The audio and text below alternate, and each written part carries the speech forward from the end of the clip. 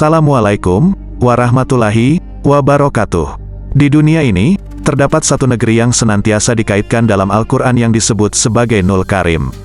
Negeri tersebut dikenal sebagai negeri Yaman. Kisah tentang kerajaan sahabat terjadi di negeri Yaman ini. Ada yang mengatakan bahwa sahabat tersebut merupakan sebuah nama kabilah di negeri Yaman, sementara ada pula yang menyebut bahwa sahabat tersebut berasal dari seorang bernama Saba ibn Yaruf. Di samping itu, ada pendapat yang mengklaim bahwa Saba merujuk kepada seorang tawanan yang pertama kali ditawan oleh orang Arab. Bagaimanapun juga, penting untuk disadari bahwa ibroh dalam pelajaran Al-Quran bukanlah penyebab turunnya wahyu tersebut. Ibroh sebenarnya merupakan keumuman dalam lafaz yang diambil dari pelajaran yang dapat kita petik dari kisah keruntuhan negeri Saba. Perlu diketahui bahwa mereka memiliki hubungan yang erat dengan kisah Nabiullah Sulaiman alaihi salam dan Ratu Balqis. Di dalam Al-Quranul Karim, disebutkan bahwa Nabi Sulaiman alaihi salam mengatur barisan pasukannya. Namun, salah satu pasukannya, yakni burung hudhud, hilang. Nabiullah Sulaiman alaihi salam marah dan mengancam bahwa dia akan menghukum hudhud dengan sangat keras atau bahkan membunuhnya jika tidak segera datang dengan alasan yang jelas.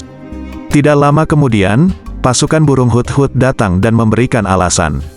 Hudhud melaporkan kepada Nabi Sulaiman alaihi salam bahwa dia telah terbang ke suatu tempat di mana dia menemukan seorang wanita yang menjadi penguasa di negara tersebut. Wanita tersebut diberikan segala sesuatu, termasuk kekuasaan yang besar. Namun, mereka bukan penyembah Allah Subhanahu wa Ta'ala. Hudhud menggambarkan tentang kisah Ratu Balqis yang menyembah matahari dan bukan Allah Subhanahu wa Ta'ala. Ia juga menyebut bahwa setan telah mempengaruhi perbuatan mereka dan menghalangi mereka dari jalan Allah Subhanahu wa Ta'ala. Mereka tidak mendapatkan petunjuk hidayah. Singkat cerita, Sulaiman mengirim surat kepada Ratu Balqis, mengajaknya untuk beriman kepada Allah Subhanahu wa Ta'ala. Jika tidak, negaranya akan diserang. Setelah menerima surat tersebut, Ratu Balqis berkumpul dengan para pembesarnya dan mereka menyarankan untuk melawannya. Mereka berargumen bahwa negeri mereka kuat dan memiliki banyak pasukan, mengapa tidak berperang? Ratu Balqis, bagaimanapun, merupakan seorang pemimpin yang lembut dan tidak ingin ada pertumpahan darah. Ia berusaha untuk menahan serangan Sulaiman dengan memberikan hadiah yang melimpah. Namun, Sulaiman sebagai seorang nabi tidak tertarik pada kekayaan. Yang diinginkannya hanyalah agar manusia beriman kepada Allah Subhanahu wa Ta'ala. Oleh karena itu, ia segera menolak hadiah tersebut. Sulaiman mengancam Balqis bahwa jika ia tidak beriman kepada Allah, maka ia akan menyerangnya. Pada akhirnya, istana Balqis dipindahkan ke Sulaiman, dan hal ini menunjukkan bahwa Nabi Sulaiman telah diberi Allah segala yang ia butuhkan, bahkan lebih dari para nabi dan rasul yang lainnya. Kemudian, Balqis akhirnya beriman kepada Sulaiman setelah menyaksikan keajaiban tersebut.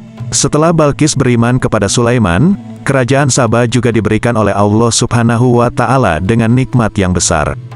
Kemakmuran negeri Saba ini menimbulkan kecemburuan dari daerah-daerah lainnya karena kesuburannya yang luar biasa dan keindahannya. Allah Subhanahu wa Ta'ala berfirman bahwa negeri Saba adalah tempat yang memiliki tanda-tanda kekuasaannya. Tidak ada keraguan mengenai hal ini, mengingat keindahan dan kesuburan negeri tersebut. Di sana, tidak ada orang miskin karena semua orang hidup dalam kecukupan. Hal ini membuat orang-orang pada masa itu menceritakan tentang keadaan negeri Saba yang subur dan indah.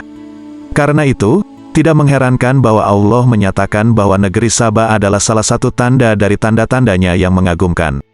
Dikatakan bahwa negeri Saba memiliki dua kebun, kebun sebelah kanan dan kebun sebelah kiri. Seakan-akan ketika seseorang berjalan di jalan, ia dikelilingi oleh dua kebun yang berisi berbagai macam pohon, tumbuhan, dan buah-buahan yang selalu ada sepanjang tahun. Menurut ulama, ketika menggambarkan keindahan negeri Saba, bahkan ada cerita bahwa jika seorang perempuan meletakkan keranjang di atas kepalanya dan memasuki kebun tersebut, ketika ia keluar, keranjangnya akan penuh dengan buah-buahan tanpa perlu memetiknya. Selain itu, air tidak pernah berhenti mengalir di negeri Saba, tidak ada kemarau dan musim hujan yang mengganggu. Inilah nikmat yang luar biasa yang diberikan Allah Subhanahu wa Ta'ala kepada negeri Saba. Keindahan dan kekayaan negeri ini menjadi pembicaraan di negeri-negeri lain. Negeri Saba dianggap sebagai salah satu kebaikan terbesar yang diberikan Allah kepada negeri tersebut karena mereka memegang teguh tauhid. Pada masa itu, agama yang mereka anut, yaitu agama ahli kitab, dianggap sebagai agama yang paling benar karena pada saat itu Islam belum diperkenalkan dan Nabi Muhammad Sallallahu Alaihi Wasallam belum lahir. Allah menyatakan bahwa negeri Saba adalah negeri yang indah dan sangat baik. Jika mereka tetap beribadah dan tawadu kepada Allah Subhanahu wa Ta'ala, memiliki Tuhan yang Maha Pengampun, maka nikmat mereka tidak akan dicabut. Namun, jika mereka tidak bertaubat setelah berbuat dosa, Allah kadang-kadang mengirimkan bencana kepada mereka.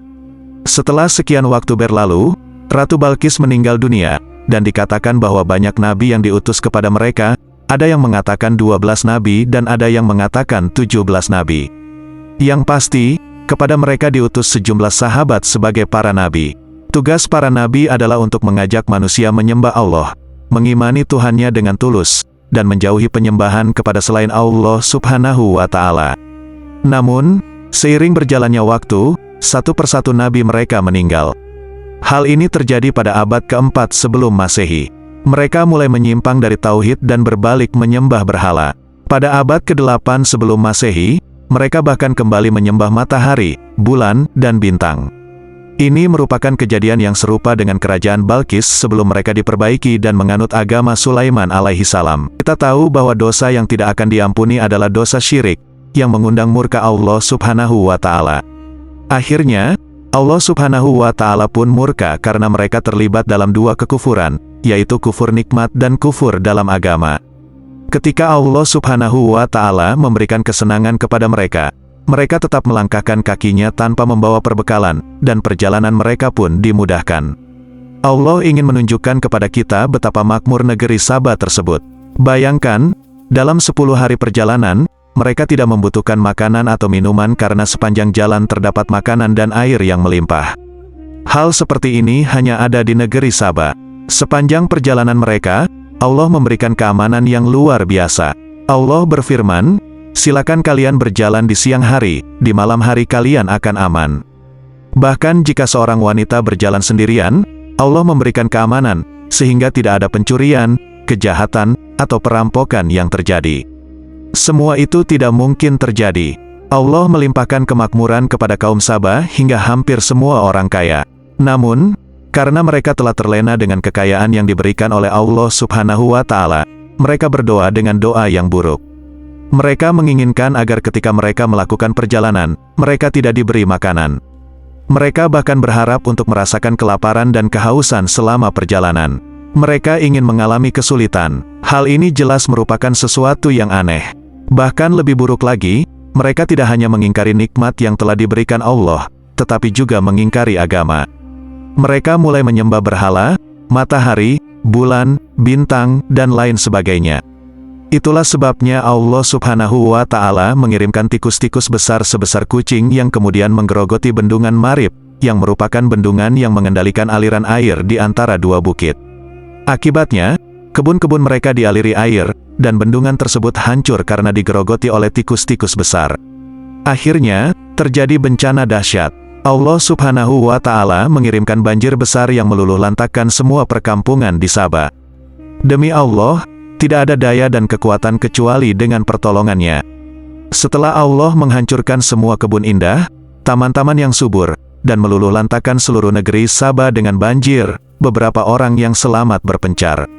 Ada yang pergi ke Madinah, ada yang pergi ke Syam, ada yang pergi ke Persia, dan mereka mencari perlindungan di beberapa negara penting. Namun, banyak di antara mereka yang meminta pertolongan dan akhirnya menjadi korban dalam bencana ini. Setelah Allah menghancurkan semuanya, apakah itu cukup? Allah berfirman, "Kami menggantikannya dengan dua kebun yang tidak sebanding dengan apa yang telah ditimpakan kepada mereka, yaitu dua kebun pada zaman sebelum banjir." Kebun-kebun itu dulunya dipenuhi berbagai macam tumbuhan hidup dan berbagai jenis pohon yang indah. Namun, tiba-tiba Allah menghancurkannya dan tidak ada lagi tumbuhan yang tumbuh, tidak ada lagi buah-buahan kecuali hanya 3 jenis. Pertama, pohon berduri yang tidak dapat dimakan buahnya. Kedua, pohon besar yang tidak berbuah, namun naungannya digunakan untuk berteduh bagi para musafir. Dan ketiga, sedikit dari pohon sidir, pohon yang berduri dan hanya berbuah sekali setahun, tetapi buahnya sangat sedikit dan tidak mencukupi untuk mereka makan. Allah berfirman, "Itulah balasan kami bagi mereka atas kekafiran mereka. Dan tidaklah kami mengazab mereka kecuali karena kekafiran mereka. Lalu, apa yang terjadi selanjutnya? Allah menjadikan cerita mereka menjadi perbincangan di setiap tempat dan daerah. Itu adalah tanda-tanda kekuasaan Allah. Negeri mereka menjadi perbincangan di mana-mana setelah azab Allah yang dahsyat dan banjir yang besar dikirimkannya. Sebagian dari mereka pergi ke Syam, sebagian pergi ke Irak, sebagian pergi ke Persia, dan sebagian pergi ke Madinah. Akhirnya, para ayah menceritakan kepada anak-anak mereka, dan cerita itu diturunkan kepada cucu-cucu mereka. Akhirnya, cerita itu menjadi pembicaraan di setiap tempat, termasuk dalam Al-Quran. Allah berfirman, kami menghancurkan mereka sepenuhnya. Sesungguhnya, dalam hal itu terdapat tanda-tanda bagi orang-orang yang bersabar dan bersyukur. Ini adalah pelajaran bagi orang-orang yang mau bersabar dalam menjalankan ketaatan, menjauhi kemaksiatan, dan menerima takdir dan keputusan Allah, baik yang baik maupun yang buruk. Dan ini juga menjadi pelajaran bagi orang-orang yang mau bersyukur. Jika kalian bersyukur atas nikmat Allah, maka Allah akan menambahkan nikmatnya. Tetapi jika kalian mengingkari nikmatnya, tunggulah azab yang sangat pedih darinya. Demikianlah kisah ini, semoga bermanfaat. Assalamualaikum warahmatullahi wabarakatuh.